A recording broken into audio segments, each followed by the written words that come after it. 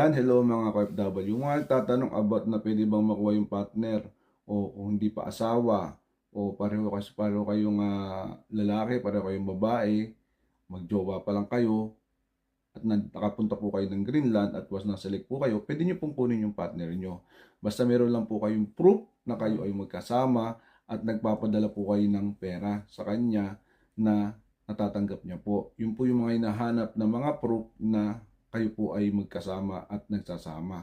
Yan po ang mga hinahanap pag gusto nyo pong makuha ang inyong partner once na naselect po kayo sa Greenland at nakapagtrabaho po kayo. At saka kagandahan po niya, pag nakuha nyo po siya, kahit saan po pwede siyang magtrabaho. Hindi niya na po kailangan pumirma ng mga working permit, working visa, kasi under nyo po siya. Kung kailan mapapaso yung visa nyo, doon din mapapaso ang visa niya. Yun ang po kagandahan ng mga reunification. Madali sila makahanap ng trabaho.